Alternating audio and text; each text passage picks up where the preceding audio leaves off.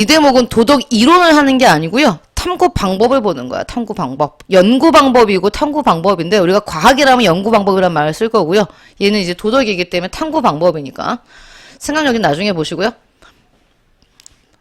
원래 생각여기를 봐야 되는데 이게 이제 교과서를 만들 때 정말 전문가들이 쭉 다 이런 어떤 그 법칙에서 만든 거거든요. 그래서 생각여기를 먼저 보면서 뭐 환경 문제에 대한 위 학생의 결론이 부적절하다고 평가할 수 있는 까닭은 무엇일까? 먼저 대기 오염이 심각한 A나라, 쓰레기 문제가 심각한 B나라.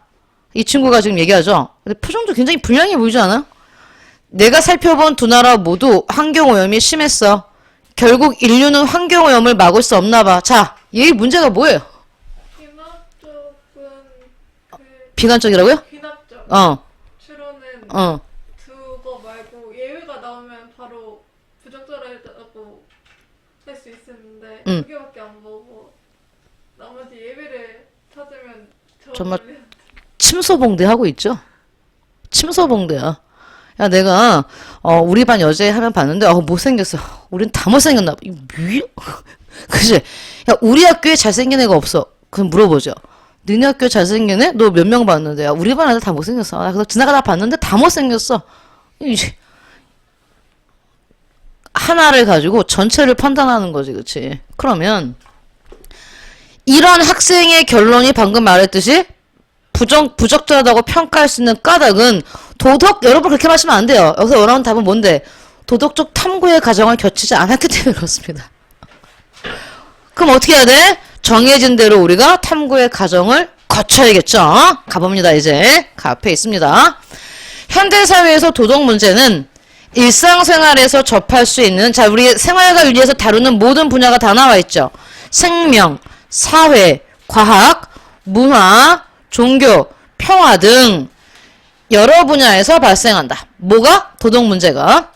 이런 도덕 문제의 해결 방안을 찾아보기 위해 우리는 과정을 고려해야 된답니다. 도덕적 탐구 과정을 고려할 필요가 있다. 즉 겪어야 한다 이런 얘기입니다. 과정을 거쳐야 한다 이런 표현이죠. 그러면 도덕적 탐구란 도덕 문제의 해결 방안을 찾기 위해 단계가 있어요. 즉 도덕적 탐구의 첫 번째 단계는 우리의 목적은 이거거든요. 어떤 도덕 문제가 있을 때 그 문제에 대한 해결 방안을 찾는 게 있어요. 이게 목적이야. 도덕적 탐구를 하는 목적은 뭔데? 해결 방안을 찾기 위한 거. 아까 위에 있는 얘처럼 쓰레기 문제나 대기오염 문제가 심각하니까 인류는 환경오염을 막을 수 없나 봐. 그럼 그 다음 결론은 뭔데? 멸종하자는 얘기죠. 그게 아니라 우리는 해결 방안을 찾아야 돼. 이게 도덕적 탐구의 목적이야. 오케이? 왜 도덕적 탐구를 한다고? 문제 해결 방안을 찾기 위해서. 그러기 위해서는 1이지. 도덕 문제 해결 방안을 찾기 위해서는 첫 번째 뭘 해야 돼? 도덕 원리와 사실 판단을 이렇게 말했습니다. 도덕 원리와 사실 판단을 조사하고 그런 다음에 뭐 해야 돼? 비교하고 분석하고 평가해서 이게 다 단계입니다. 그래서 가장 마지막에 뭘 내려야 돼? 타당한 결론을 내리는 이런 과정을 거쳐야지만 해결 방안을 찾는 거야. 그러면 이 위에 나왔던 이 약간 좀 불량해 보이는 이 껄렁해 보이는 이 아이의 문제점은 도덕적 탐구 과정을 거치지 않고 성급하게 판단을 내려버린 게 얘의 문제가 되겠죠. 분석도 안 하고 비교도 안 하고 평가도 안 내렸어요. 도덕 문제를 해결하기 위해서는 우리가 배웠던 뭐 나옵니까? 자, 동양윤리라든지 유교윤리, 불교윤리, 그 다음에 서양윤리인 의무론과 공리주의 윤리 이렇게 동서양 윤리 이론 중 문제 상황에 적용할 수 있는 이론을 찾으래요. 그때마다 적절한 어떤 이론을 찾고 그런 다음에 이 이론을 바탕으로 해서 어떠한 도덕 원리가 타당한지 판단해야 된다. 여기 도덕 원리 판단하랬지. 사실 판단도 해야 되고 여기까지는 도덕 원리 판단하는 겁니다. 첫 번째 도덕 원리 판단하는 것에 대한 설명입니다. 이게 여기서부터 또한 다시 묶어요. 각종 통계 자료나 이제부터 뭐 할 건데 이건 사실 판단할 겁니다. 각종 통계 자료나 신문 기사, 전문가의 연구 성과 등을 통해 도덕 원리와 관련된 사실 판단을 논리적으로 제시하면 즉 사실 판단을 하기 위해선 이거야. 통계 자료 찾고 신문 기사 보고 전문가의 연구 성과 보고 즉 얼마만큼 대기 오염이 심각한지 쓰레기 문제는 어느 정도인지 어떤 나라가 어느 나라보다 더 크고 뭐 이런 여러 가지들을 기사들을 전문가들을 가지고 뭐 하래? 사실 판단을 하래요. 제시하면 그러면서 설득력 있는 뭐 마지막에 이게 마지막입니다. 그러니까 여기 보세요. 도덕 원리를 먼저 판단하고 사실 판단하고 그 다음에 뭐 내려야 돼? 마지막에 도덕 판단을 내리는 겁니다. 도덕적 탐구는 도덕적 판단을 내리려고 우리가 하는 거기 때문에 자 우리는 이렇게 도덕적 탐구를 통해 도덕적 문제 상황에서 어떻게 판단하고 행동하는 것이 옳은가에 대한 기준이나 원칙을 세울 수 있다. 또한 도덕적 문제 상황을 합리적으로 해결하는데 뭐가 이러한 도덕적 탐구 과정이 도움을 줄 거랍니다. 문제를 해결하는 데 있어서 그러면 봐야 될 게 뭐냐? 구체적으로 이제 도덕 원리 볼 거고요. 사실 판단 볼 거고요. 마지막에 도덕 판단까지 봐야 됩니다. 이 중에 첫 번째 도덕 원리에 대한 설명이 나오죠. 도대체 도덕 원리는 뭐야? 어떤 판단과 행동이 도덕적으로 옳고 이게 도덕이니까 도덕은 여기에 관련된 학문이잖아요. 옳고 그른 거. 옳고 그른지를 결정하는 기준. 옳고 그름을 결정하는 원칙. 그걸 우리는 도덕 원리라고 합니다. 나는 어떻게 살아야 하는가? 이 상황에서 옳은 것은 무엇인가와 같이 자 여기 우리가 도덕은 뭐에 관련된 걸 했어요? 당위랬죠. 뭐뭐 해야 하는 거. 당위와 관련된 상황에서 판단과 행동에 지침을 제공한다. 예를 들어 모든 일은 공정하게 처리해야 한다. 어려운 사람을 도와줘야 한다. 이런 건 뭐란 얘기입니까? 도덕 원리란 얘기예요. 공리주의자들한테 물어보면 어떤 게 도덕 원리가 되겠어요? 최대 다수의 최대 행복이 도덕 원리가 되겠죠. 이렇게 옳고 그름을 결정하는 기준, 그걸 우리는 도덕 원리라고 부른대요. 사실 판단은 이거 참과 거짓을 나눌 수 있는 게 사실 판단입니다. 자 그러면 이제 가볼게요. 여기 보세요. 내려가시면 그 다음 장에 보시면 33페이지에 잘 나옵니다. 이제 우리가 도덕 판단을 내리려면 뭐랑 뭘 해야 돼? 먼저 도덕 원리를 찾고 그 다음에 사실 판단해서 마지막에 뭐 하는 거야? 도덕 판단을 내릴 거잖아. 그러니까 우리 책에 뭐라고 나온 거야? 세 번째 도덕 판단을 내리기 위한 근거는 순서가 이거였어. 도덕 원리를 찾고 그 다음에 사실 판단해서 마지막에 도덕 판단 내리는 거란 말이에요.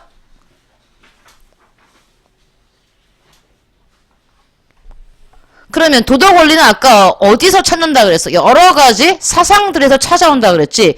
유교나 불교나 크리스트교나 의무론이나 공리주의나 여러 가지 유교 이론들을 가지고 와서 거기서 우리는 도덕 원리를 찾아내는 겁니다. 어려운 사람을 도와줘야 한다. 여기서 반대하는 윤리는 없겠죠. 불교 윤리가 이걸 반대하겠어요? 크리스트교가 반대하겠어요? 어려운 사람을 도와줘야 한다. 그래서 우리는 여러 사상들에서 이제 도덕 원리를 찾아왔어. 그런 다음에 진짜 이 사람이 어려운지 어렵지 않은지를 판단해야지. 그건 사실 판단이에요. 그거는 객관적 지표에서 나와요. 우리나라 같은 경우는 최저생계비를 매년 적정하고 발표해. 그래서 최저생계비 미만이 되면 이 사람은 어려운 사람이다. 이렇게 객관적인 사실에 근거해서 참과 거짓을 나눌 수 있는 게 사실 판단이죠. 자, 장학금을 줄 건데 우리는 장학금은 자, 이 사람의 가정 형편을 봐서 월 수입이 얼마 미만인 친구들한테 장학금을 주겠다. 이런 식으로 그게 통계자료, 신문기사, 전문가 연구 성과 등의 자료를 활용해서 제시하는 사실 근거, 사실 판단 쓰세요. 좀 더 구체적으로. 여기 나왔네요. 이거 참과 거짓인지를 밝히는 게 이게 사실 판단입니다.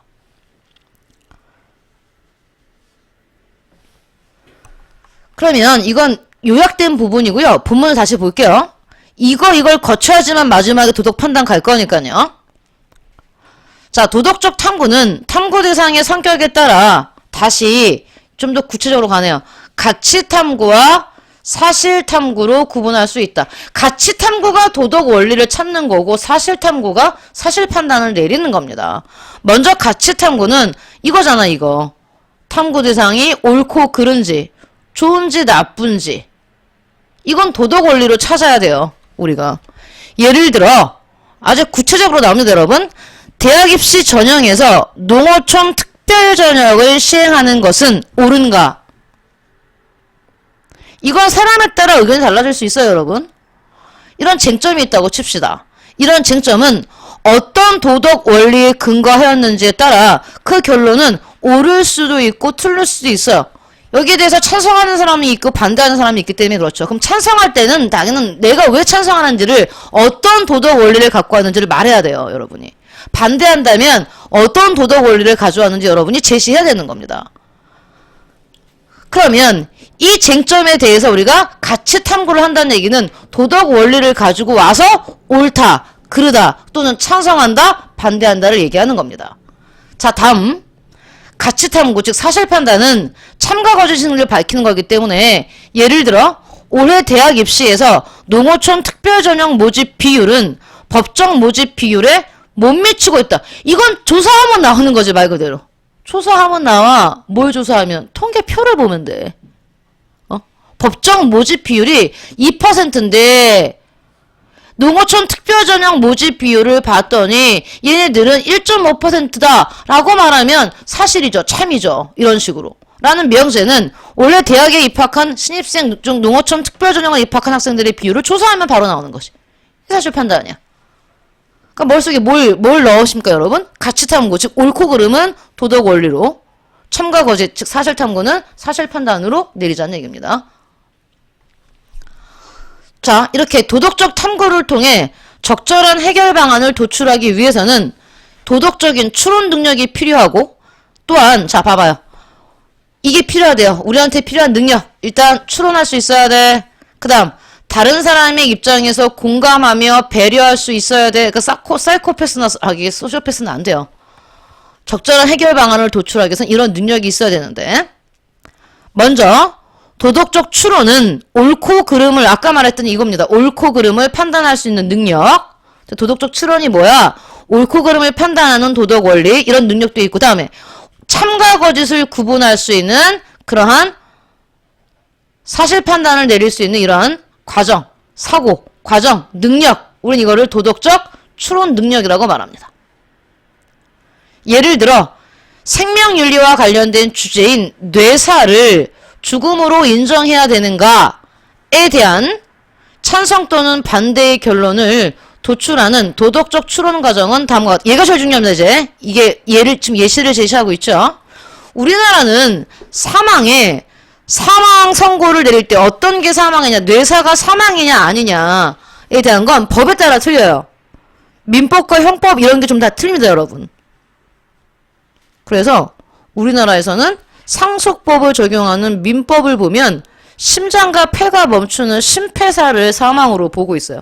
심장이 멈추는 순간 사망. 그럼 뇌사는요? 사망이 아니지. 이런 식으로. 자, 어쨌든 그 얘기가 아니라 뇌사 얘기 우리가 할 거야. 그러면 봐봐. 얘는 반드시 시험에 잘 나옵니다.